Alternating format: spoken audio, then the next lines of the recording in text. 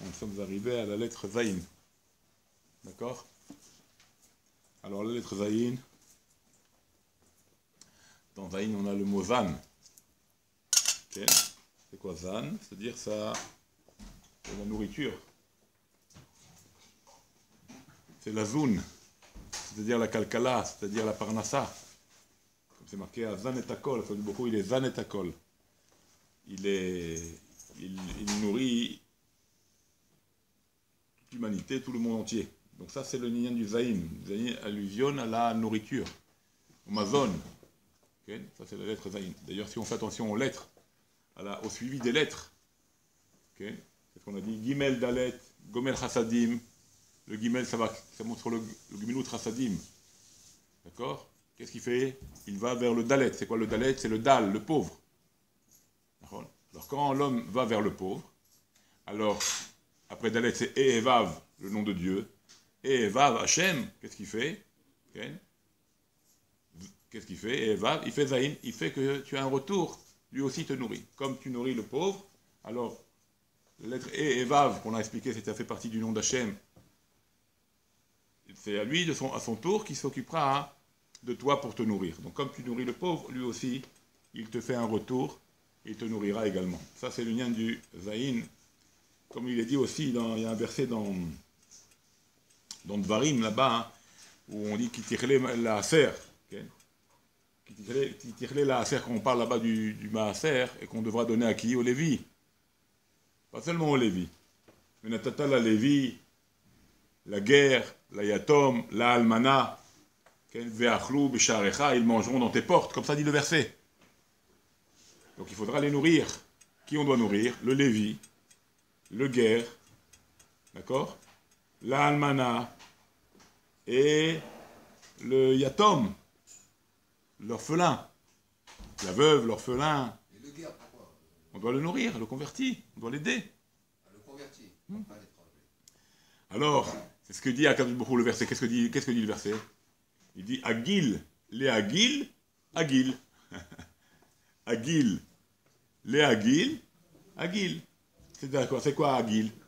La Shon Gila, la joie. D'accord? Agil, les Agil. Si tu donnes de la joie au Agil, qui c'est le Agil? Eh bien, c'est les Rachetevot de ces quatre-là. Le Aleph de Agil, c'est Almana. Le Gimel, c'est le Guerre. Le Yud, c'est le Yatom.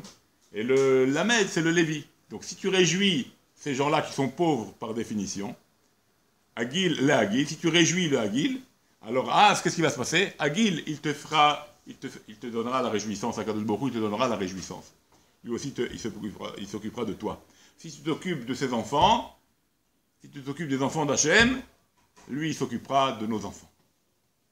D'accord? Donc, ça, c'est un petit peu le inyan de la parnassa, de comment il faut voir les choses. Il faut penser aux autres, et alors là, Hachem pensera à toi également. D'accord?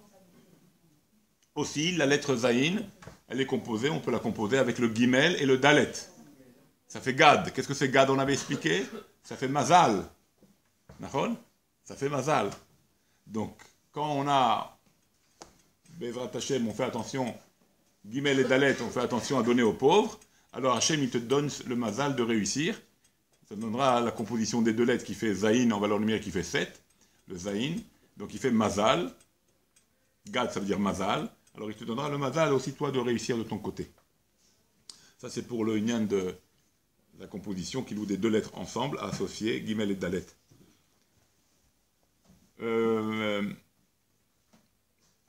Aussi l'union de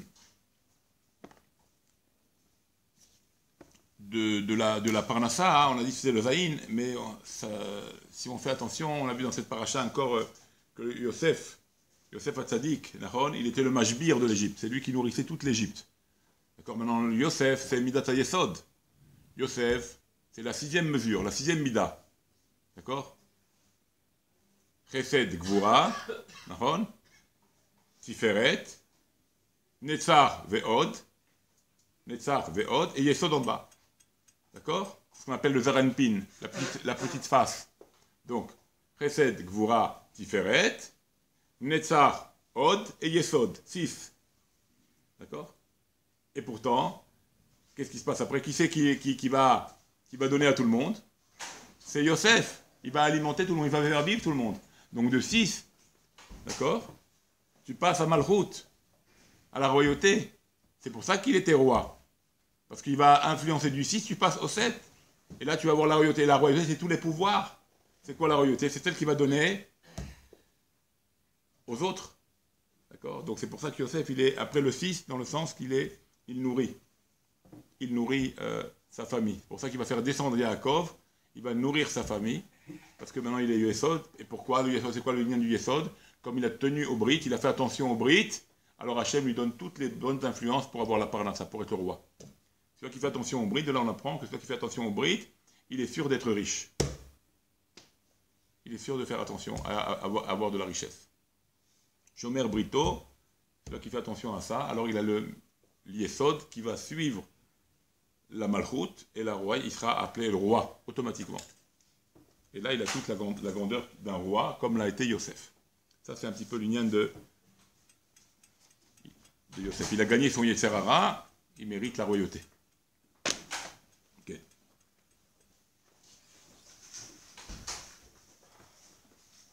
Okay. Aussi, le chiffre 7, qui est le Zayin, comment on dit 7 en hébreu? Sheva. Sheva.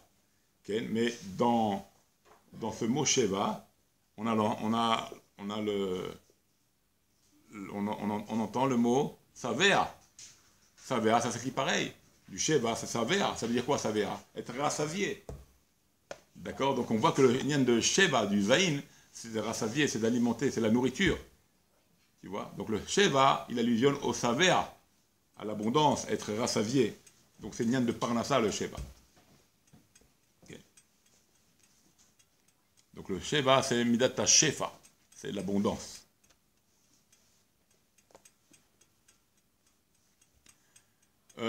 Aussi, toujours un peu dans la même idée que Yosef, après les 6 jours de la création, okay, il y a eu 6 jours de la création, et à la fin on arrive, comme c'est marqué, Kisheshet Yamim Asa Hashem, et Hashamim Vetaaretz.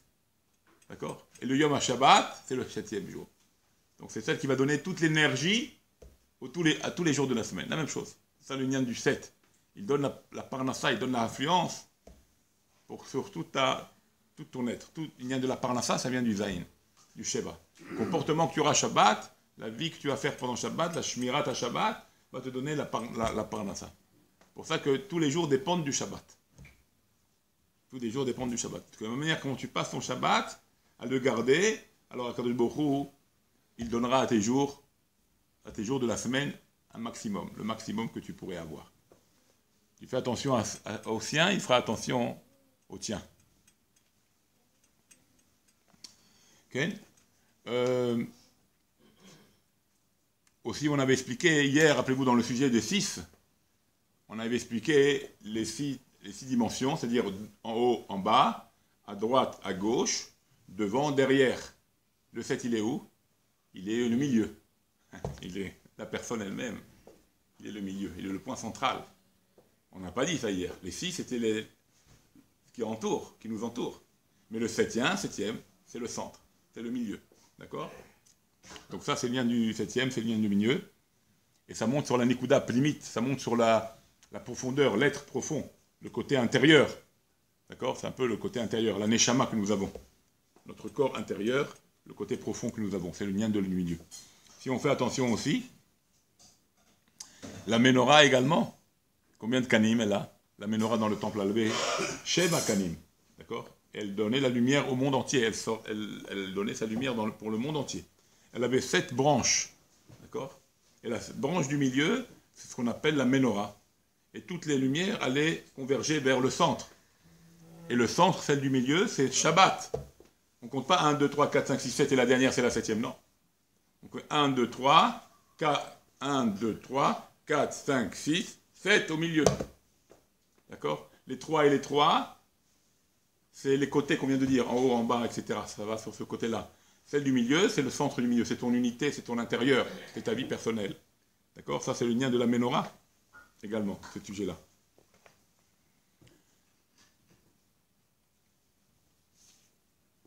D'accord?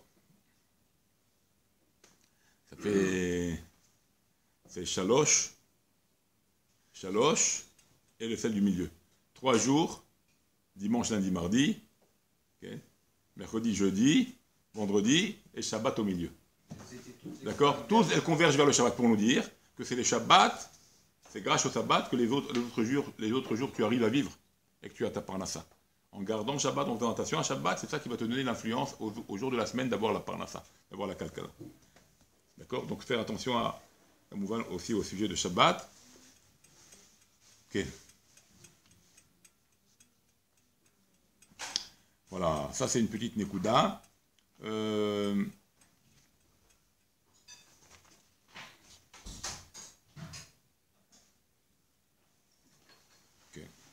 D'ailleurs, le cycle 7, c'est le cycle de la nature, d'accord? C'est le cycle de la nature. Quand beaucoup il a fait un cycle de 7, comme on a dit, les 7 Kochavelechet, les 7 planètes, comme on a dit, les 7 lois des Rabbanan, d'accord? C'est les lois des Rabbanan. On avait parlé de ça cette semaine, on avait parlé de ça la semaine dernière plutôt. Donc tout l'union de 7, la Shemitah, 7e année, d'accord, les 7 Avot, les 7 Roé, les 7 bergers d'Israël, 7 lois Bnei Noach, les 7 lois de Bnei Noach. Donc le chiffre 7, il est très, chez nous, il est très, très, très fort. Il monte sur le lien de la Teva. Et Teva, ça allusionne sur le monde agashmi, sur le monde matériel. D'accord? C'est le monde matériel. C'est pour ça que la Teva, en valeur numérique, ça fait 86. Okay? Ça fait 86, et ces 86-là, hein, c'est Elohim, c'est Dieu. Donc c'est un Dieu qui s'habille dans la nature. Maintenant, il faut chercher, il faut dévoiler dans ce Olam, qui vient du mot Elem, qui vient du mot voilé, il faut dévoiler Dieu dans sa nature. Il faut trouver Diachem. D'accord? Et ne pas s'arrêter à la nature comme elle est et croire qu'il n'y a que le monde physique. Non, nous c'est métaphysique, c'est au-dessus du physique. Donc il faut chercher le spirituel dans le physique. Quelque part, on va dire ça comme ça. D'accord?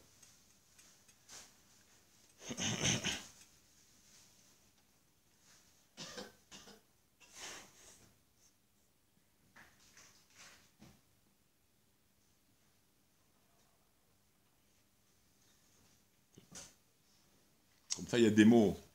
Il y a des mots, par exemple, la Teva. La Teva, c'est la nature physique. Après, il y a Tseva, c'est le côté extérieur du physique. La Tseva, c'est quoi la Tseva? La couleur. C'est le côté extérieur. Okay. Après, il y a Sheva, c'est le point du milieu, on a dit. Tu vois? Sheva, Tseva, extérieur. Teva, l'ensemble, la nature. Pour arriver à quoi? Shefa. C'est quoi Shefa? L'abondance. Donc on voit qu'il y a des noms comme ça où tu peux construire. Intérieur, l'extérieur, dans le monde que tu vis, pour avoir l'abondance, si tu fais ce que la volonté d'Akadosh Baruch Hu, si tu fais la volonté de Dieu, il y a l'abondance que Dieu s'occupera de toi. Ça c'est un petit peu l'idée. Ok. Puis c'est marqué aussi dans la Torah, Va'achalta ve'savata. Ça vient aussi de la même racine, Sheva. Vesavata, lisboa. Et tu seras rassasié, ou berachta, et tu remercieras Akadosh Baruch Hu. Si on fait attention, Va'achalta vesavata, ou berachta. Vesavata, tu te rassasieras. Va'achalta, tu mangeras, tu seras rassasié. Ou berachta, et tu mangeras. Si vous faites attention au nombre de lettres, combien il y a de lettres? Vav, 1, 2, Vav, Aleph, Chaf, Lamed, Taf, ça fait déjà 5. Plus Vesavata, Vav, Shin, 5, 1, 2, Vav, Shin, Bet, Aïn, 3, 4, 5, 5, ça fait 10. Uverachta, 1, 2, 3, 4, 5, 15. Varata, Vesavata, Uverachta, c'est quoi ces 15 lettres-là? Le nom d'Hachem, Yudke. Donc tu seras béni par Dieu. Dieu, il te donne la chef. Parce que tu fais ce que tu as à faire dans ce monde. D'accord? Donc, c'est un lien de 15, c'est un lien sur Yudke. Le Yudke, c'est le nom de Dieu. Yudke. Okay.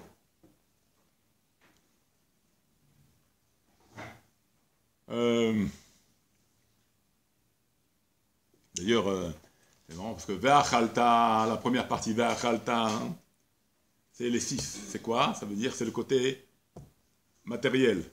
Okay. Ve'savata, tu feras rassasier, ça lui vient au Sheva. Okay. Donc, le monde matériel te rassasie. Ve'achalta, ou Ve'rachta, pardon.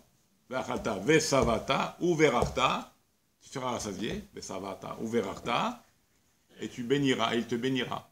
Vous voyez? Toi, tu t'occupes matériellement, tu manges et tu es rassasié, en faisant la volonté d'Hachem, bien sûr, ou Ve'rachta, et toi, tu le bénis, et tu béniras. Et quelque part, le côté bénédiction, c'est le côté spirituel. Il y a un côté matériel, par la nature, pour arriver au spirituel. Vous avez compris l'idée? Et le physique, tu passes par le physique pour être béni quelque part. Le côté de la bénédiction, c'est le côté, même si c'est toi qui bénis ici, Birkat Amazon, mais c'est quelque chose de spirituel. Donc matière et utilisation de la matière pour arriver à être au spirituel. C'est un peu l'idée. Ces trois notions-là.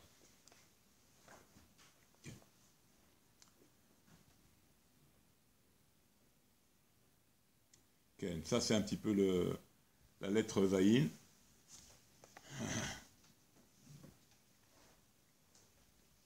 Même la lettre Zayin aussi, elle a une forme un peu spéciale, elle est comme une épée. Comment on dit une épée comment on dit une arme en hébreu? Zayin. Une arme.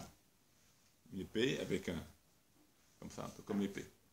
On appelle ça Zayin en hébreu. Clé Zayin, l'ustensile de guerre, l'ustensile de l'épée.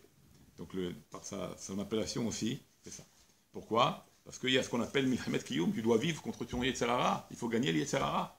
Lui, il veut t'amoindrir, il veut te coller au sol. Donc il faut prendre cette épée-là, Kli Zayin, pour aller combattre le Yetzer Hara.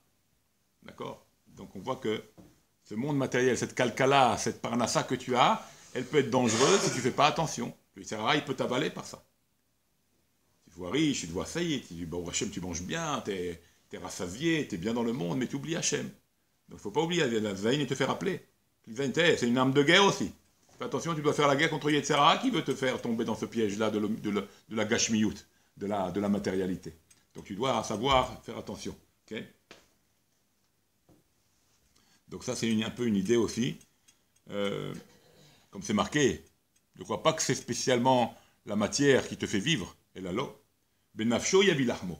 Benafsho yavilachmo, le verset nous dit. Ton âme, elle emmène le manger. Tu t'occupes de la spiritualité, c'est Dieu, il t'occupe du reste. Pas peur de ça. Donc il s'occupe de Dieu, Dieu il s'occupe de lui. Comme on a dit. Agil, Yagil, Agil. Comme on a dit. D'accord? Et puis, comme on dit la nourriture, c'est symbolisé par le pain. D'accord? Lechem, ça vient de quel mot? Milchama. Et le mot milchama, lechem, c'est milchama. C'est pour ça qu'on dit Shat Seuda, Shat Milchama. Quand tu manges, c'est un moment de guerre. Parce que l'Yetzer Hara, il peut te prendre à manger, te goinfrer, et t'oublies Hachem, t'oublies de bénir, t'oublies de remercier, t'oublies que c'est là pour te donner des forces pour Dieu. T'oublies. Donc c'est un moment de guerre avec le Yetzer Hara. Lechem, Lashon Milchama. Shat Seuda, Shat Milchama. Donc ça, c'est un petit peu toutes les notions du Nyan de Lechem. Shat Milchama. C'est pour ça qu'on doit faire attention à ce Nyan-là, tout en étant avec la matière, tout en étant là, et gagner le Yetzer Hara qui essaye de nous faire tomber, et utiliser la bonne arme, donc ce Kli Zayin là, et Bezrat Hashem, avec ça on gagne les guerres. Bon, il y a beaucoup encore à dire, c'est quelques petits points, on en discutera après dans d'autres cours, en tous les cas on a fait quelques petits points sur le Zayin, c'est l'heure. Demain c'est vendredi, Bezrat Hashem, la semaine prochaine on parlera un peu du Chet, d'accord?